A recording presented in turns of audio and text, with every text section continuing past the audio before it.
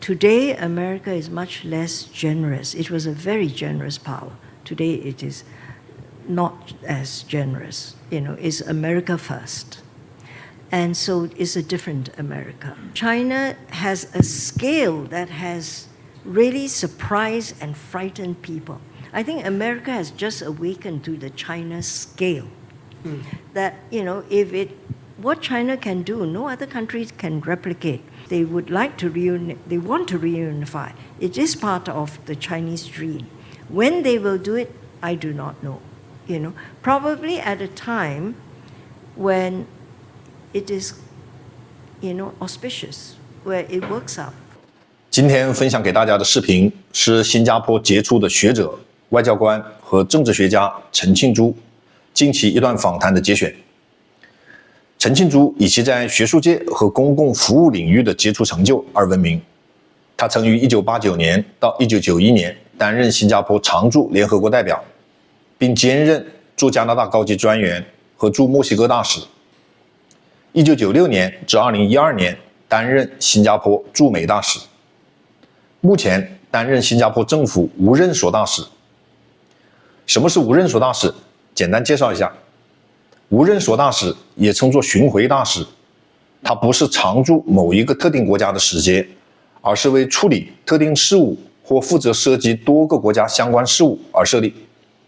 其职责通常基于特定任务展开，例如开展外交谈判、推动文化经贸交流、针对某主题调研，并向本国政府汇报等等，可以灵活穿梭多国或与国际组织间开展工作。陈庆珠被任命为无任所大使，代表了新加坡政府对他的工作资历与能力、外交成就和国际影响力的高度肯定。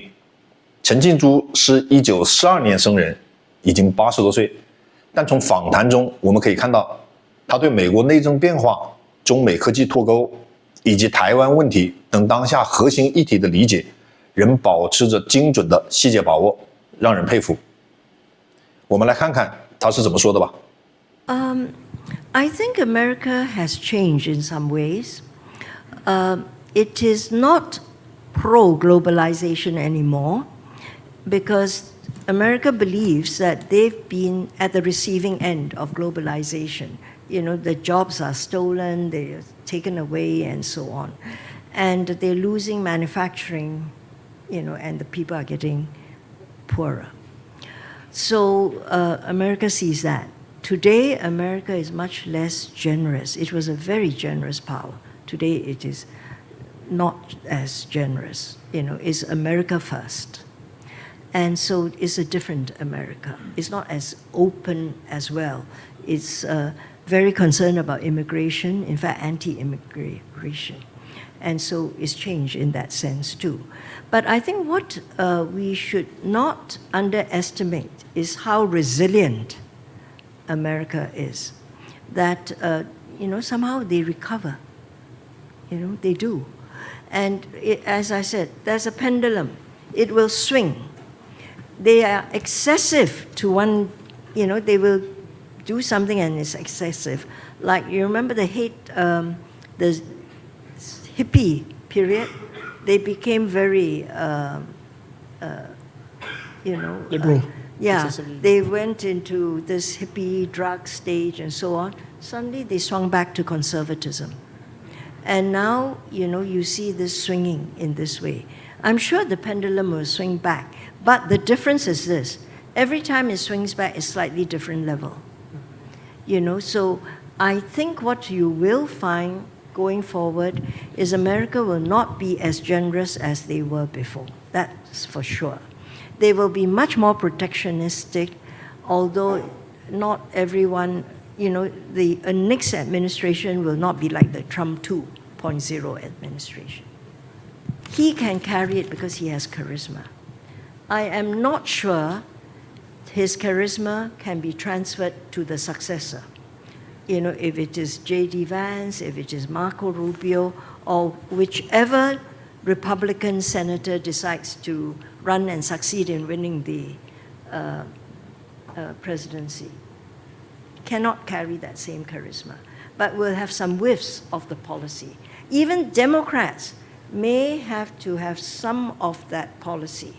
Democrats, how would they view immigration now?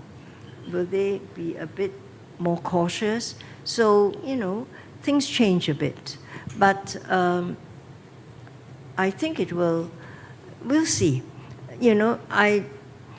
What President Trump has done to America is that I think he says he wants to be disruptive and he wants to be transformative, and he's doing that. What will end up at the end of the day, where it will land, I don't think Americans know. I don't think President Trump knows, and nobody can foresee in that way. But I think a lot of things would have changed.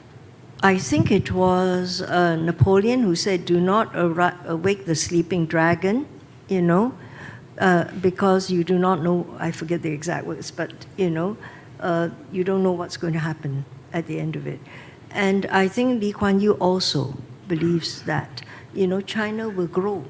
Nobody can stop it, And our leaders have all said this to many Americans, that you can't stop China's growth. China will grow. 1.4 billion people, then watch next, India will grow too. Population base has a lot to do with growth, honestly, So, and then you add technology. But China will grow. And I think China has a scale that has really surprised and frightened people. I think America has just awakened to the China scale. That, what China can do, no other countries can replicate. You want 2,000 engineers overnight, they will recruit 2,000 engineers and produce the extra 10,000, 50,000 units you want. And Chinese work very, very hard. But the scale is what it is. I think America now kind of realizes it, at least Kurt Campbell does. He wrote an article with Rush Doshi in Foreign Affairs lately, and he said it's a scale. And to deal with China, you've got to form coalitions. No single country can do it. I see the competition between the US and China carrying on. It will not stop, and they are fighting for predominance. And who is going to write the rules of the future world? And, because they believe that. And China is there, and China is emerging, and it wants a place at the table, And you referenced that this was probably round 2 of an infant around fight before, I think, that this is rivalry will probably not stop. And to a certain extent, it affects Singapore, because when you speak to people in the region, you speak to the government officials of other parts of the world, they say they reference Singapore because you're able to maintain good relations with both sides. On one hand, for example, the US is the largest source of FDI for Singapore, but for China, we're the largest source of FDI for them. So then the question is, how does Singapore navigate managing both sides in terms of securing our national interests, but also being able to get win-wins for the other countries? Well, that's a job for the leaders and for MFA to help navigate. You see, I cannot give you a single principle or 2 lines to describe. It's really case by case. In each issue, I've said this. You don't choose sides by saying at a conference, I choose China, I choose America. You choose sides every time the country, China or the US, puts down an initiative on the table. Do you sign up for it? If you sign up for it, you're choosing on that particular issue.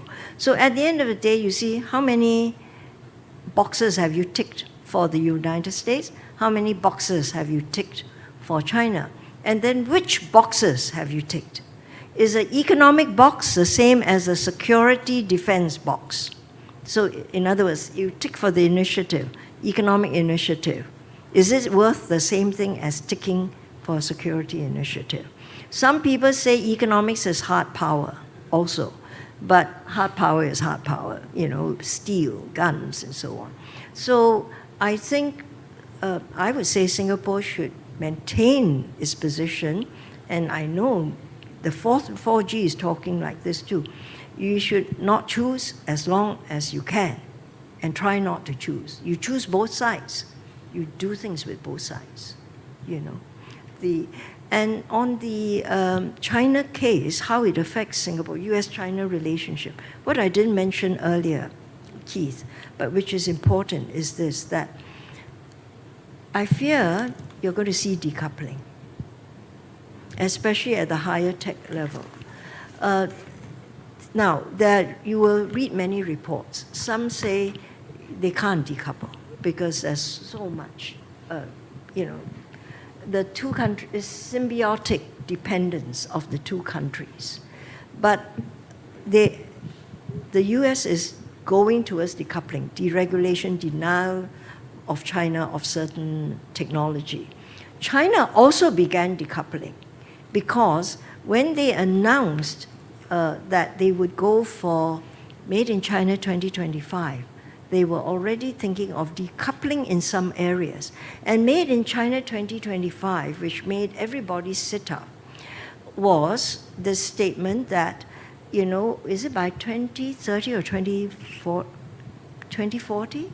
They want to be 70% self-sufficient in critical technologies. I think that was what scared Europe and America, And I think China has always felt, you can't trust the West, They're always trying to do us in, so let's be as self-sufficient. The other 30% will still work, but we would try to be as self-reliant as possible. And I think as the Trump one unfolded and Biden administration unfolded, the deregulation and the controls were pushing towards greater decoupling, and control. So, you see this happening. But at another level, these goods, I can't see Americans buying fewer electronics, microwave ovens, clothes, and so on from China is at such a price. I looked at the list, and right now I can't remember everything. But, it's like washing machines and stuff like that. Was it 80% of America's one kind of electronic goods comes from China? So there's a whole list of them. Given that, how do you decouple that easily? But I think in the high-tech area, the decoupling is taking place, critical technologies. My question is concerning Taiwan. On one hand, China has said, we haven't changed our position, Taiwan is ours. But they seem to be more reactionary. If you don't give them a poke, they don't do anything. And on the other hand, the US kept on saying China is going to invade tomorrow, if not tomorrow, next week. We don't want this war, but they seem to be always poking the dragon, sending an aircraft carrier. What do you think China's real position is on Taiwan? And what do you think US position is on Taiwan and what they want? And if there is a war, what would Singapore do and what would Singapore's position be? Thank you. What does China want? China has said it. President Xi Jinping has reiterated so many times. Every president of China has said they will reunify with Taiwan, and by force if necessary. They would prefer not to, They would try peaceful means, but force if necessary. That has been reiterated many times, And the U.S. has been, depending on the administration. And there are many hawks in the United States that listen to Taiwanese representation and feel they should support Taiwan, all right? And to be quite honest, everyone has changed facts on the ground. China has increased some of, it's escalated, some would say. U.S. has escalated. Nancy Pelosi went to Taiwan. They've been encouraging Europe to go to Taiwan and sending high-level delegations, And now they're sending, what are they going to sell Patriots to Taiwan? You see, so there's been changes of facts on the ground. And because of Nancy Pelosi's visit, China now flies its plane across the median line. No more respects it. You broke it, I can also do it. So it's that way. The tragedy is neither China nor the United States want to go to war over Taiwan. I believe that. And China, I do not know what the time frame is. They would like to they want to reunify. It is part of the Chinese dream. When they will do it, I do not know. Probably at a time when it is, auspicious, where it works out. Right now, I don't think it's right now, because the military command has been purged, and the economy is not in good shape, right? And the United States, it seems that President Trump is much less interested in pushing that Taiwan question, but others in Congress are interested in pushing that. Will the United States send troops? Who knows? My guess is probably not. Why would they send, lose blood and treasure there? The United States will probably equip Taiwan, So, and there'll be hawks pushing for more. And the danger is that Taiwan could, fall into a conflict that nobody wants because, people are playing chicken. And I think that's what we worry about, So that's how I see the Taiwan situation as it is. And you are right, if the Taiwanese don't raise anything, China would just let that issue be because they have too many things to work on inside China, So as for Singapore's position, we always say we never answer hypothetical questions. It depends. 新加坡可以说是过去几十年美国单极世界秩序下的主要受益者之一，因其独特的战略地理位置而受到美国高度重视。它亲美是很自然的，其安全保障、经济发展都和美国强相关。新加坡有东南亚最大的美军基地，美国是其最大的外资来源国等等。但另一方面，新加坡又长期奉行务实主义外交政策及大国平衡策略。它是不结盟运动成员国，主张基于独立自主、平等互利及互不干涉内政原则和各国发展关系，将美国当作善意的强权，寻求军事庇护，同时避免完全依附。新加坡并没有与美国签订同盟条约。在中美博弈加剧、全球迈向多极化的今天，新加坡倾向于在中美间当协调者，于多极化背景下追求多元化，减少单一霸权依附，借平衡术来维系自身的生存发展。陈庆珠表明了新加坡第4代领导集体的态度，即尽量避免在中美间选边站，依具体问题权衡是否参与中美倡议。这是务实策略，保障新加坡在矛盾间维护利益，规避卷入大国对抗。此前，新加坡防长陈振声也曾强调，若必须选边，新加坡会站在依国际法维护全球秩序的原则一边。这与陈庆珠传递的依具体情况以保障自身利益并兼顾和平稳定的立场基本一致。陈庆珠不愿回答新加坡在假设的台海战争中的立场，体现了外交谨慎。新加坡倾向于维护区域和平稳定，因为冲突会严重冲击其贸易与安全环境。陈庆珠的访谈勾勒出中美关系的动态轮廓，也反映新加坡在大国博弈间寻求平衡、以小博大的外交智慧。